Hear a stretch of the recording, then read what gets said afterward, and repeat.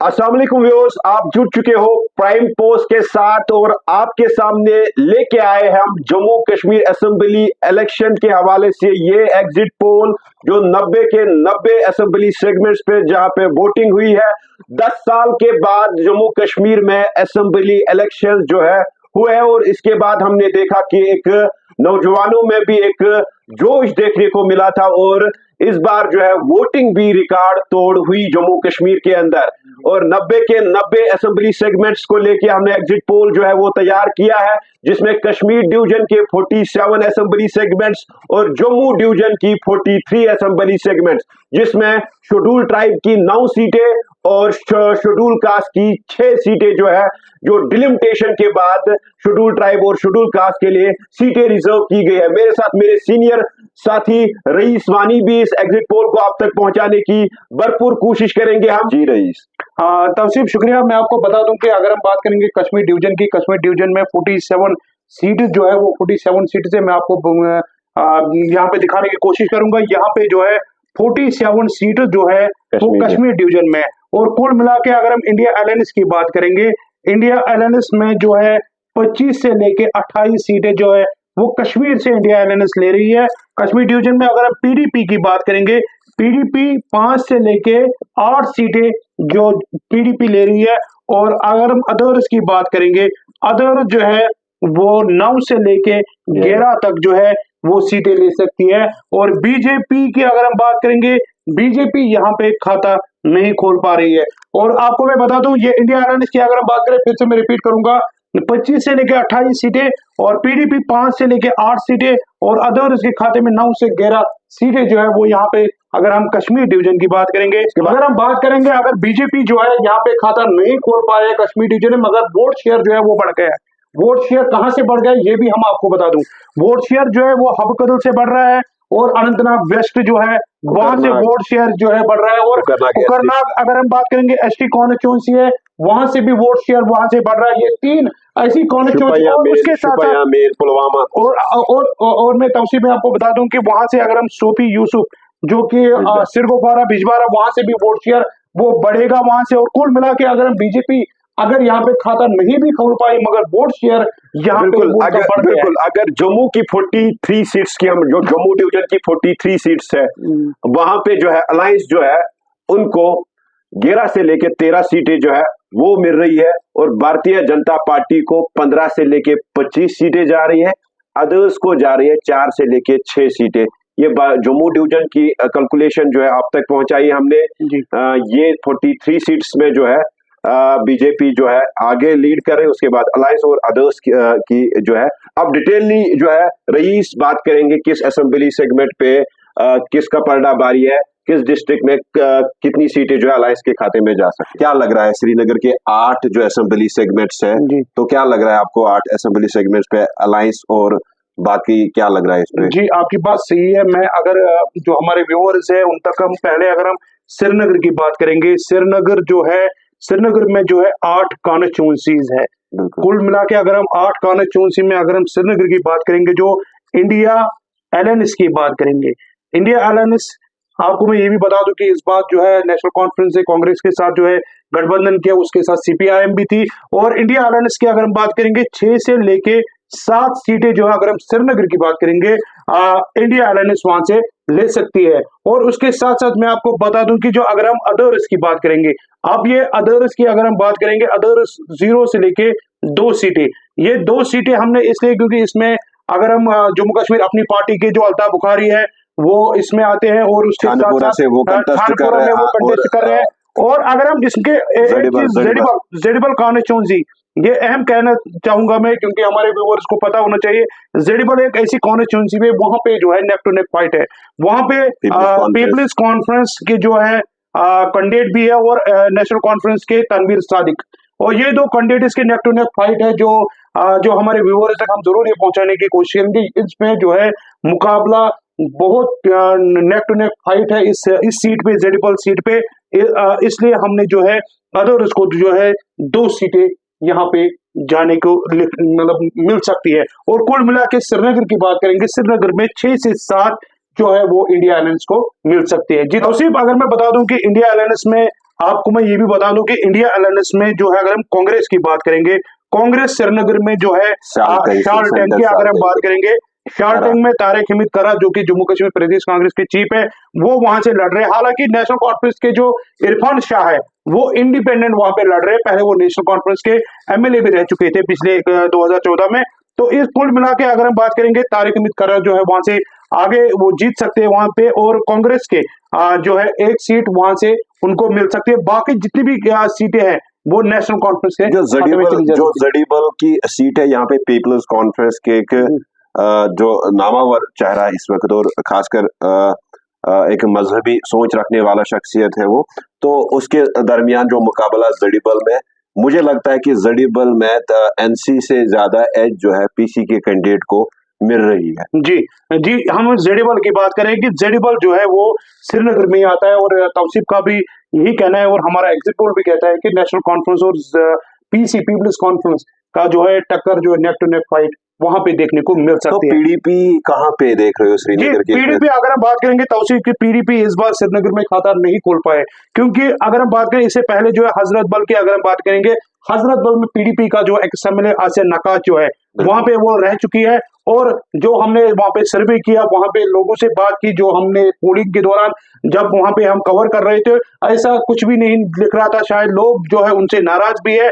और दूसरी तरफ अगर हम बात करेंगे, बिल्कुल, अब जम्मू कश्मीर अपनी पार्टी जी, एक तो उनके जो प्रेसिडेंट अल्ताफ बुखारी छानपुरा से कंटेस्ट कर रहे हैं, वही अगर लाल चौक की हम बात करें तो अशरफ मीर, तो लास्ट टाइम 2014 में दोनों जो कैंडिडेट्स हैं जीत के आए थे, और कहीं ना कहीं अपनी पार्टी को वहां पे होप है, इसलिए छानपुरा में भी कहीं ना कहीं अपनी पार्टी के जो प्रेसिडेंट है अल्ताफ बुखारी, उनको एज है, क्योंकि लोगों से बात की या कंपेन उनकी जो हमने कवर की, या उसके बाद लाल चौक की अगर हम बात करें। तब से यहाँ पे रोकना चाहता हूँ, आपने जो अशरफ मीर की बात की, अशरफ मीर जो है वो पहले सोनवार कॉन्स्टिट्यूंसी उमर अब्दुल्ला को उसने हराया था। ये बात सही है कि सोनवार ने उन्होंने हराया था, और फिर तब वो सोनवार जो है वहां के एमएलए रह चुके थे। अब जो है डिलिमिटेशन के बाद कॉन्स्टिट्यूंसी थोड़ा चेंज हो गई, जिसके चलते अब वो जो है सोनवार को छोड़ के लाल चौक में उन्होंने हिस्सा लिया। अब जो है लाल चौक में जो है वहां पे उनके लिए जो है काफी मुश्किलात जो है। टोटल जो सीटें हैं अलायंस के खाते में 6 से लेके 7 जा रही है, 6 से लेके 7 हम अलायंस को यहाँ पे दे रहे हैं, और 6 से लेके 7 पीडीपी खाता नहीं खोल रही है यहाँ पे खाता नहीं खोल रहे, और अपनी पार्टी एक एक सीट वहां पे ले सकते हैं श्रीनगर में। इसका मतलब ये हम आपको जो है व्यूअर्स श्रीनगर तक आपकी बात, श्रीनगर कॉन्स्टिट्यूंसी आपको दिखा रहे थे कि श्रीनगर में क्या होने वाला है। ये एग्जिट पोल जो है श्रीनगर का जो है हम आप तक दिखाने की कोशिश कर रहे थे। अब अगर हम श्रीनगर के बाद नजदीकी कॉन्स्टिट्यूंसी है बड़गाम जरूरी, क्योंकि बड़गाम में खुद जो है former chief minister Omar Abdullah वहां से लड़ रहे हैं। और उमर अब्दुल्ला की अगर हम बात करेंगे, जो अगर हम बड़गाम की बात करेंगे, क्योंकि बड़ी कॉन्स्टिट्यूंसी है, और खासकर यहाँ पे अगर हम बात करेंगे कितनी तौसीफ है, पांच अगर हम यहाँ पर करेंगे 5 असेंबली सेगमेंट से, और 5 में से अगर हम बड़गाम की बात करेंगे, इंडिया अलायंस को 3 से 4 सीटें जो है वो इंडिया अलायंस को मिल सकती है, और यहाँ पे अदर्स भी 1 से 2 सीटें यहाँ पे ले सके। अब आप बोलोगे कि अदर्स कौन सी, क्योंकि हमने ये मैं पहले व्यूअर्स को मैं जरूर ये बताऊंगा, अदर्स में हम जम्मू कश्मीर अपनी पार्टी, पीपल्स कॉन्फ्रेंस या इंडिपेंडेंट कैंडिडेट हो, वो जो पार्टीज है उनको हम अदर्स में यहाँ पे इंटरेस्टिंग जो 1 से लेके 2 सीट जो अदर्स को दिखा रहे हैं, इसमें से बीरवा से सरजान बरकाती, उनकी जो बेटी है सुकरा बरकाती ने जिस तरह से कंपेन की, और जिस तरह से हमने देखा और लोगों से भी बात की, नौजवानों से भी बात की, तो नौजवानों का कहीं ना कहीं रुझू रहा है। उसके बाद और एक इंटरेस्टिंग सीट जो है बड़गाम में बनने वाली है, वो है खान साहब, जहां पे नेशनल कॉन्फ्रेंस और पीडीएफ के कैंडिडेट हकीम यासीन, जो कि लास्ट टाइम भी 2014 में उन्होंने अपनी जो है वहां पे जीत दर्ज की थी, इनके दरमियान एक कांटे का टक्कर बताया जा रहा है। और हकीम यासीन को जो पीडीएफ के कैंडिडेट है वहां पे 2 या 3% की एज मिल सकती है, और मार्जिन अगर देखा जाए जो 8 के काफी कम रहेगा, 800 से लेके 1500 वोटों का मार्जिन रह सकता है इस सीट पे। टोटल 5 बड़गाम की असेंबली सेगमेंट्स है, जिसपे अलायंस को 3 से 4 सीटें मिल सकती है, और 2 सीटें जो है यहाँ पे अदर्स को मिल सकती है, और पीडीपी भी यहाँ पे खाता नहीं खोल पा रही है। इसमें हांजूरी जो है वो भी कंटेस्ट कर रहे हैं, जो कि एक बड़ा चेहरा है सेंट्रल कश्मीर से पीपल्स डेमोक्रेटिक पार्टी के, वो भी कहीं ना कहीं जो है कंपटीशन में है, बट उस तरीके की एज नहीं है हाजूरी साहब को भी। जी, इसके बाद हम तवसीफ चलेंगे गांदरबल। गांदरबल से भी former chief minister Omar Abdullah लड़ रहे हैं, क्योंकि दो जगहों पे वो लड़ रहे हैं। पहले अगर हम बात करें बडगाम, और अब गांदरबल की बात करेंगे। गांदरबल में अगर हम गांदरबल की बात करेंगे, गांदरबल में दो सीटें टोटल से 1 से 2 सीटें जो है वो एलएनएस ले सकती है। अब ये 2 सीटों में जो एक उमर अब्दुल्ला की सीट और एक मियां मेहर जो मियां अल्ताफ के बेटे हैं, और यहाँ पे पीडीपी जो है, पीडीपी की भी एज है, वो भी यहाँ पे सीट ले सकते हैं। गांदरबल में हो सकता है कि पीडीपी कंपटीशन में है, मगर कंगन जो है वहां पे हमें एक तरफा मुकाबला लग रहा है। जी जी।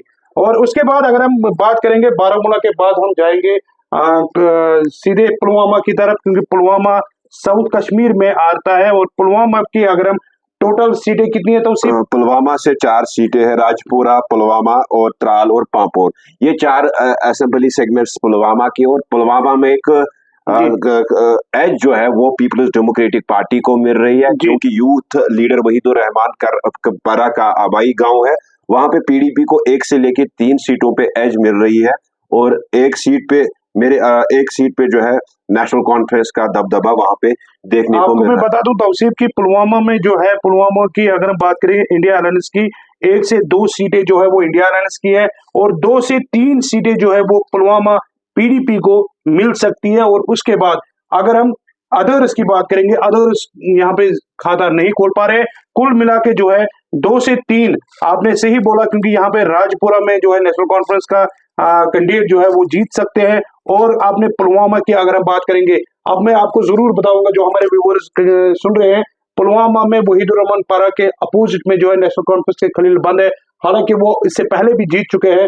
वहां पे भी ये जो हमने वहां पे जो सर्वे किया, वहां पे भी नेक टू नेक फाइट हो सकती है। और उसके साथ साथ मैं आपको त्राल की बात बताऊं, त्राल में इंडिया अलायंस का कैंडिडेट जो है वो कांग्रेस के थे, और उनका उतना बोलबाला नहीं है, और ना उनको उतना टाइम मिला। लास्ट टाइम में मैंडेट कम ऐलान हुआ, इससे पहले भी उसने इलेक्शन लड़ा था, काफी वो कम वोट लिए उन्होंने। और उसके बाद अगर हम बात करेंगे जो पीडीपी का कैंडिडेट है, और जो पीडीपी का एआईपी का एक कैंडिडेट है, वहां पे जो पीडीपी का कैंडिडेट रह चुके थे, एमएलए रह चुके हैं त्राल से, जो एक्स एमएलए, हालांकि उन्होंने चुप पीडीपी छोड़ दी। उसके बाद जो है वहां पे नया जो कैंडिडेट था वो नेशनल कॉन्फ्रेंस का था, नेशनल कॉन्फ्रेंस को छोड़ के वो पीडीपी में चले गए। रफीक नायक, आपको मैं बता दूं कि उनकी अच्छी एज जो है वो त्राल में देखने को मिल रहा है। वो त्राल में जो है पीडीपी आज वहां पे जीत सकती है। और उसके साथ साथ मैं आपको बात करूंगा पांपोर की। पांपोर में जो है एक तरफ से हसनैन मसूदी जो पार्लियामेंट मेंबर रह चुके हैं, और उसके साथ ज़हूर मीर जो कि एक्स एमएलए कंटिन्यू 2 बार जीत चुके हैं, वहां से काफी मुकाबला नेक टू नेक फाइट जो है उस सीट पे जो देखने को मिल रहा है। इसका मतलब है कि पुलवामा से 2 से 3 सीटें जो है पीडीपी के खाते में जा सकती है, और 1 से 2 सीट जो है वो अलायंस के खाते में जा सकती है। उसके बाद शुपाया की 2 सीटें, शुपाया और जानपुरा। जी। और अगर हम शुपियन की बात करेंगे, शुपियन में 2 सीटें हैं, एक जैनपुरा है और एक है मेन शुपियन की। बिल्कुल। और जैनपुरा में अगर हम बात करेंगे, यहाँ पे एजाज मीर जो कि पीडीपी के थे, उनको मैंडेट ना मिलने की वजह से वो इंडिपेंडेंट उठे।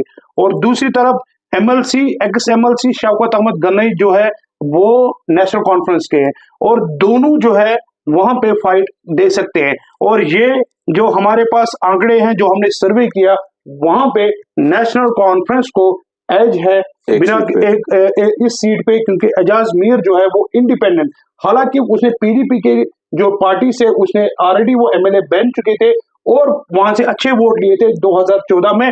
मगर उसके बाद अगर हम बात करेंगे जो शौकत गनई जो कि उस वक्त भी उनके अपोजिट में था, कम वोटों से इन्होंने हारा था। अब अगर इंडिपेंडेंट कैंडिडेट और एक पार्टी कैडर वोट जो है वो एज फैक्टर बन सकता है। बिल्कुल बिल्कुल। तो इसका मतलब है कि शुपिया में एक सीट पे अलायंस और दूसरी सीट पे अदर्स का जो है बलबला है। अगर इसके बाद अगर कुलगाम की हम बात करें, कुलगाम के 3 असेंबली सेगमेंट है, दिवसर, कुलगाम और डीएचपुरा। जी। तो जिसमें अगर दिवसर की हम बात करें तो यहाँ पे पीपल्स डेमोक्रेटिक पार्टी को एज मिल रही है। वही डीएचपुरा और कुलगाम यहाँ पे अलायंस को एज मिल रही है।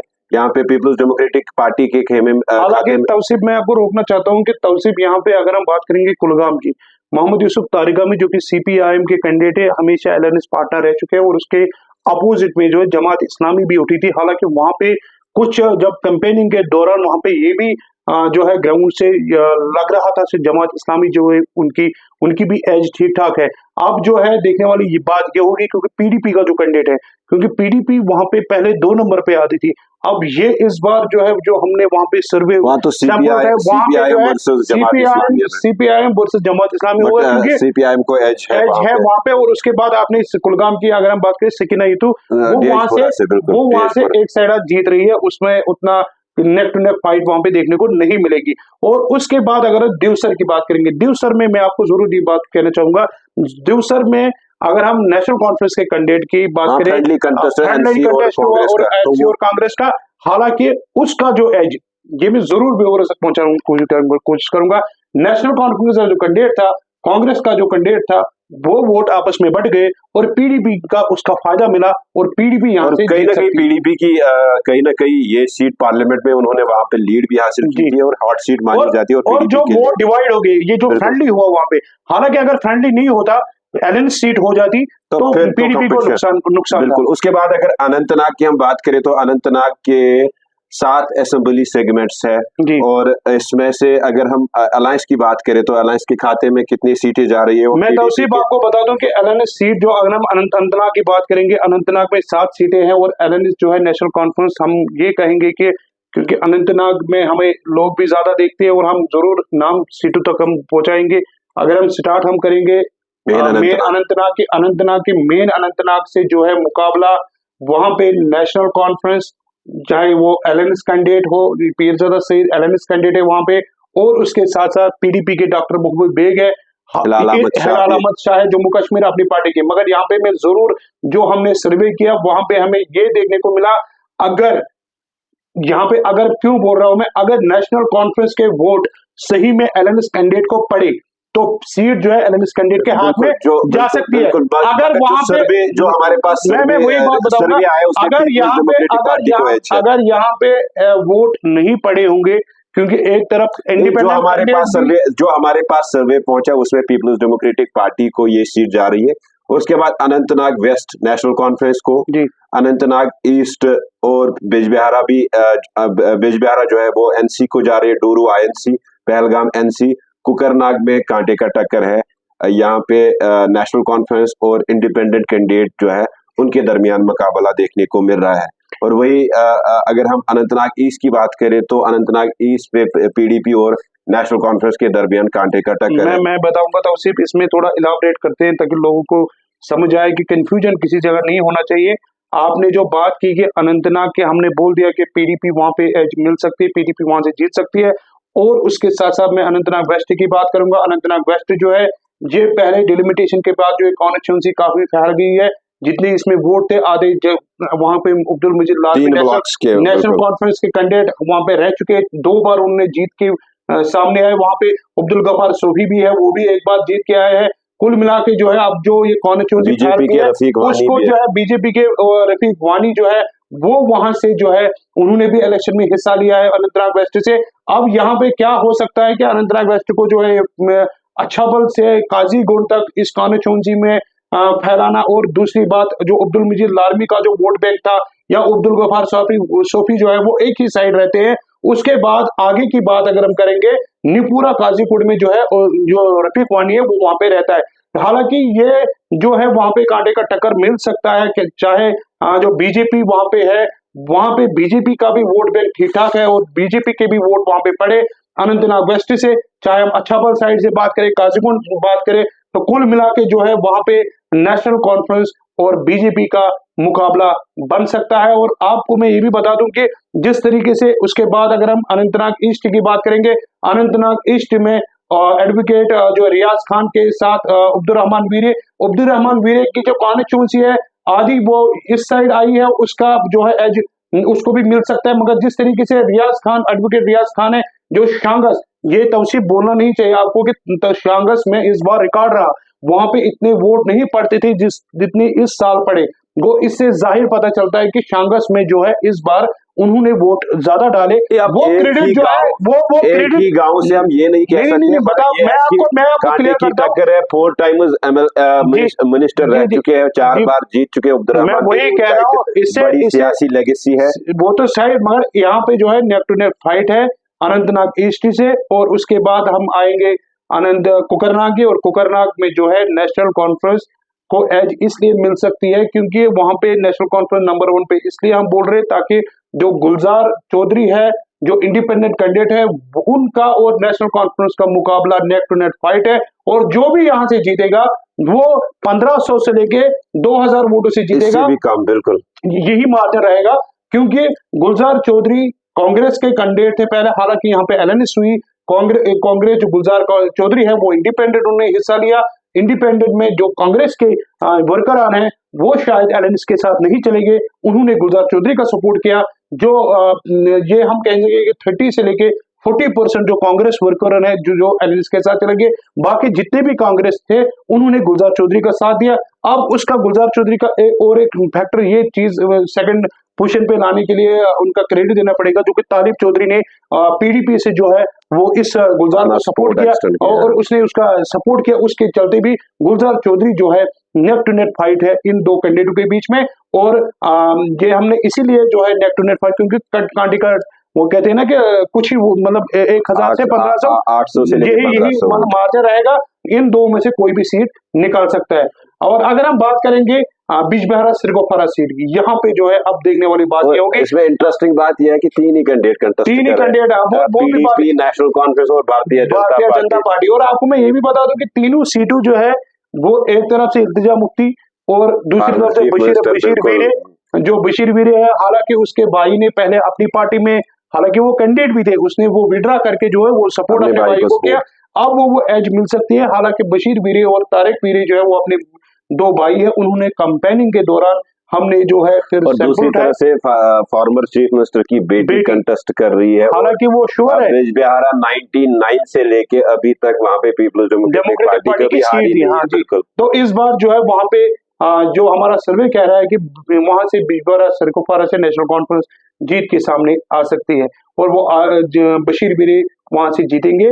और उसके बाद अगर हम डूरू की बात करेंगे, डूरू में गुलाम मोहम्मद मीर के अपोजिट में, हालांकि इस पे मैं जरूर आपसे तब से बात करूंगा, क्योंकि एक फॉर्मर प्रिंसिपल सेशन जज जो कि रिटायर होके जो है पीडीपी की अशरफ साहब, टिकट, बिल्कुल। मोहम्मद अशरफ मलिक जो है, उन्होंने कम टाइम मिला कम उसको टाइम मिला campaigning उसको, करने के हालांकि उनको भी दाद देनी पड़ेगी जितने वोट उन्होंने गेन किए। हालांकि जो वहां पे एक्स एमएलए रह चुके हैं फारूक बिंद्राबी, उनका जो वोट बैंक था, हालांकि वो वोट बैंक पूरा इसको सपोर्ट नहीं कर पाया।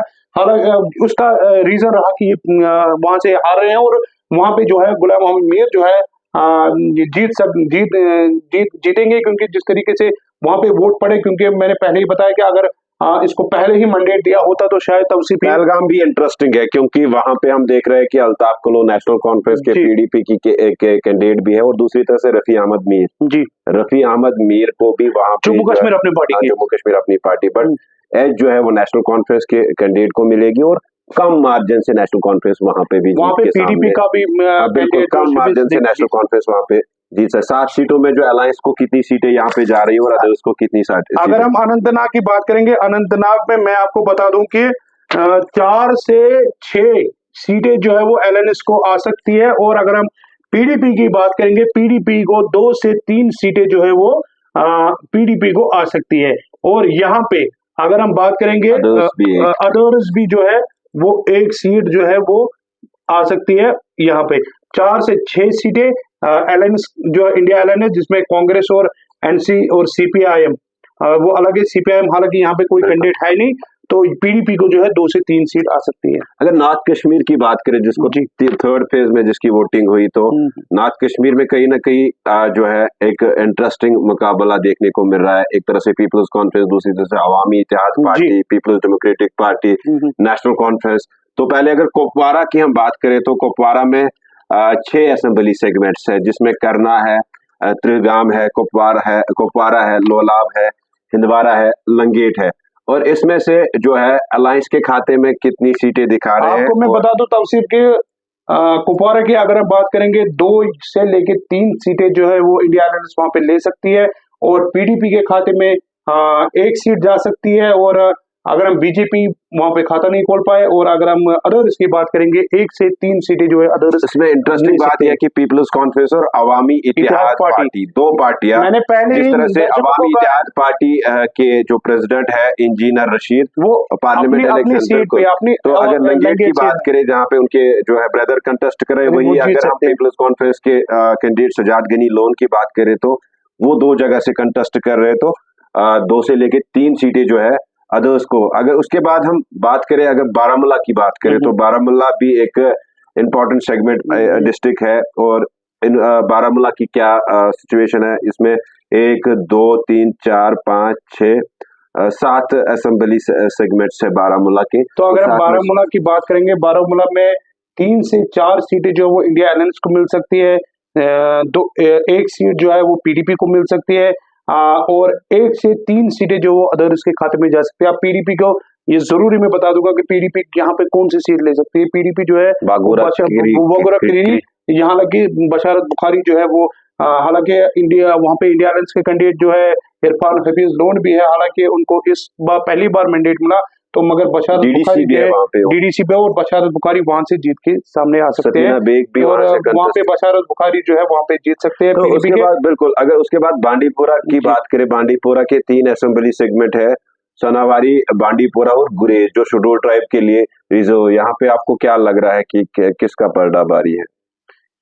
बांडीपुरा बांडीपुरा की अगर हम बात करेंगे, बांडीपुरा में 1 से लेके 2 सीटें जो है अलायंस के खाते में, अलायंस के और खाते में एक जो है अदर्स को जा सकती है। वहां पे उस्मान मजीद जो है वो बांडीपुरा से बांडीपुरा के इंडिपेंडेंट कैंडिडेट कंटेस्ट कर रहे हैं, तो उस्मान मजीद को वहां पे एज है।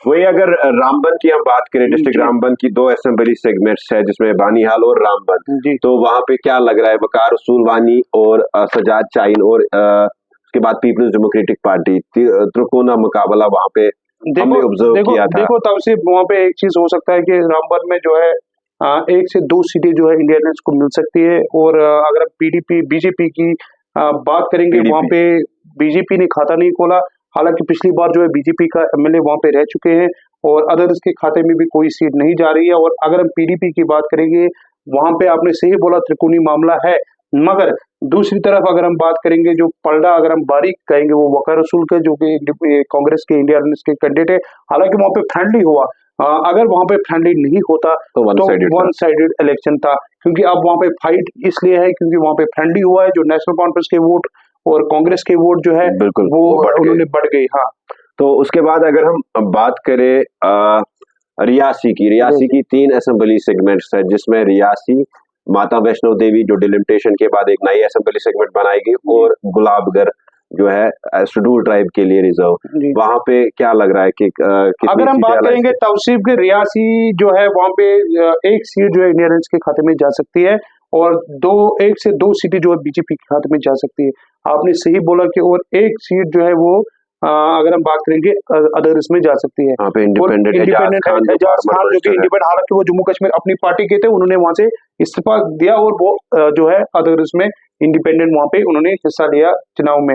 और आपको मैं बता दूं कि ये जो 2 सीटें जो है, 1 से 2 सीटें बीजेपी को आ रही है, वो ये हम ये कहेंगे कि एक तो श्री माता वैष्णो देवी है, और रियासी से भी है, वहाँ पे भी चांसेस है। तो उसके बाद अगर डोडा, बिल्कुल, अगर उसके बाद हम डोडा की बात करें तो डोडा से भी 3 जो है असेंबली सेगमेंट्स है, डोडा ईस्ट, डोडा वेस्ट और भद्रवा। तो यहाँ पे क्या लग रहा है कि अलायंस का क्या पड़ रहा है, और अदर्स में क्या? अगर मैं बता दूं आपको, डोडा की अगर हम बात करेंगे, 1 से 2 सीटें जो है वो अलायंस के खाते में आ सकती है, और अगर हम बीजेपी की बात करेंगे, बीजेपी में 1 सीट जा सकती है, और ये मैं डोडा की आपको बता रहा हूँ, और अन्य अदर्स में भी 1 सीट जा सकती है। तो उसके बाद अगर किश्तवाड़ की हम बात करें, तो किश्तवाड़ की 3 सीटें, पाडर, किश्तवाड़ और इंदरवल, इन 3 सीटों पे क्या लग रहा है आपको कि अलायंस कितनी सीटें ले जा सकती है, और बीजेपी क्या इस बार अगर हम किश्तवाड़ की बात करेंगे, किश्तवाड़ में जो है सुनील शर्मा जो कि पाडर से लड़ रहे हैं, वो रिपीट हो रहे हैं, वो तो वापस उनके खिलाफ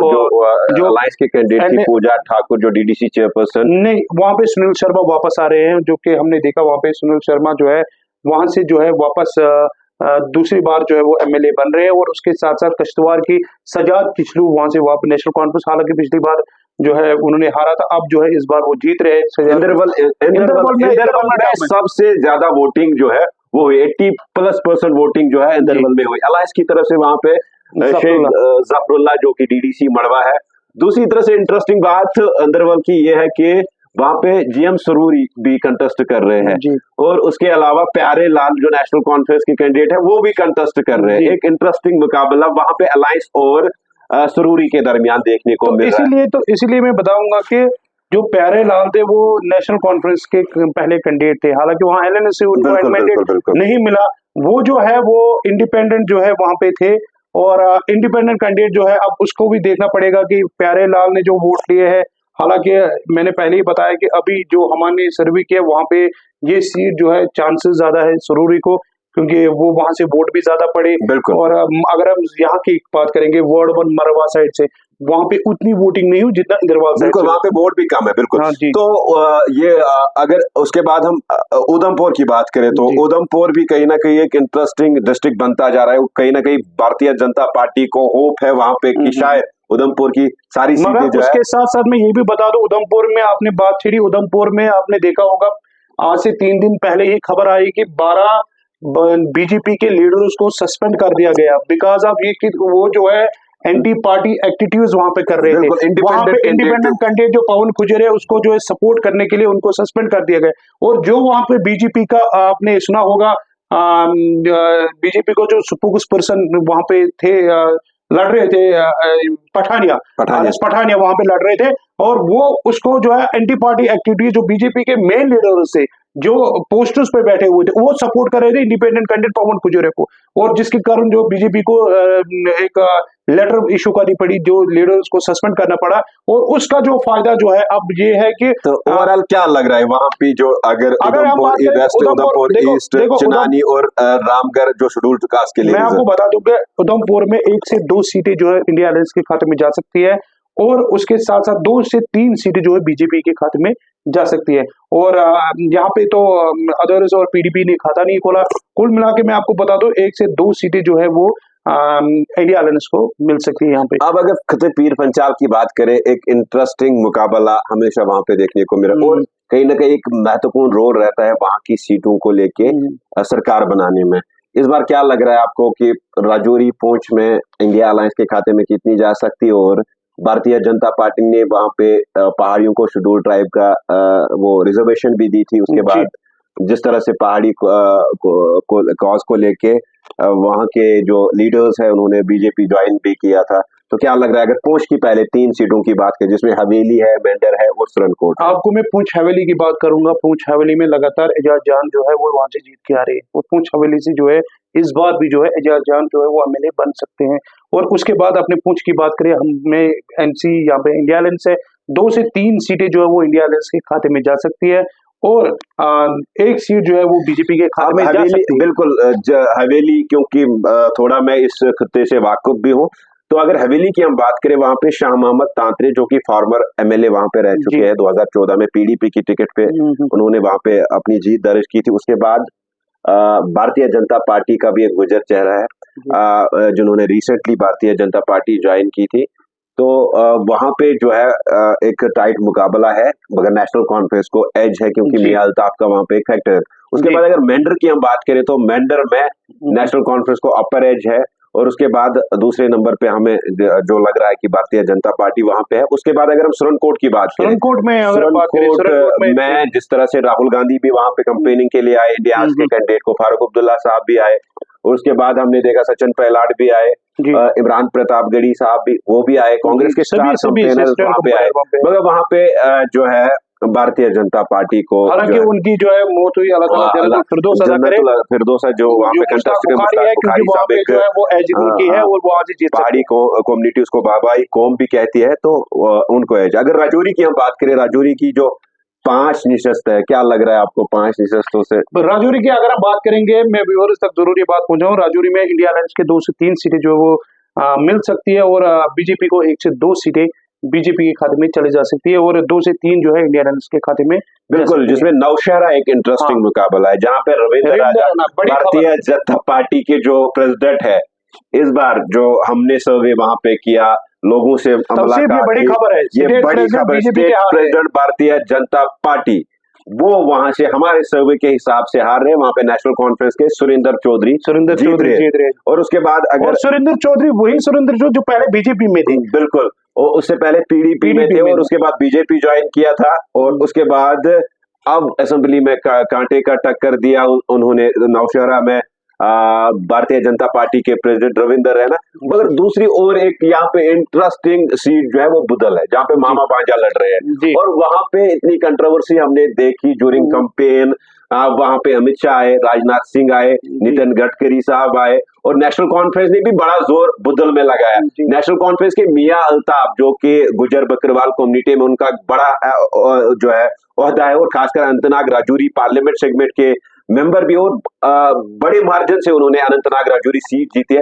वो 3 दफा उस असेंबली सेगमेंट पे गए। वहां पे मामा और भांजे के दरमियान एक कड़े का कांटे का टक्कर देखने को मिल रहा है, मगर भारतीय जनता पार्टी को ज्यादा से ज्यादा 2% एज है वहां पे। तो ये हो सकता है कि हम इसलिए जो बुदल की सीट है करीबी से हमने उस सीट को देखा है कि 2% एज जो है वहां पे बीजेपी को 51% इस वक्त बीजेपी जो लोगों से बात करते जो सर्वे हमने किया 51% जो है वो भारतीय जनता पार्टी है, 49% जो है ये है नेशनल कॉन्फ्रेंस। ये एग्जिट पोल है, एग्जैक्ट पोल नहीं है, कोई भी हो सकता है। उसके बाद अगर हम थाना मंडी की बात करें तो थाना मंडी भी एक इंटरेस्टिंग मुकाबला है। वहां पे अलायंस के कैंडिडेट शबीर खान को जो फॉर्मर मिनिस्टर है कांग्रेस के, उनको टिकट मिली है। नेशनल कॉन्फ्रेंस के जो वहां पे कैंडिडेट है मुजफ्फर साहब जो कि सेशन जज रह चुके हैं, वो उन्होंने इंडिपेंडेंट कंटेस्ट वहां पे किया।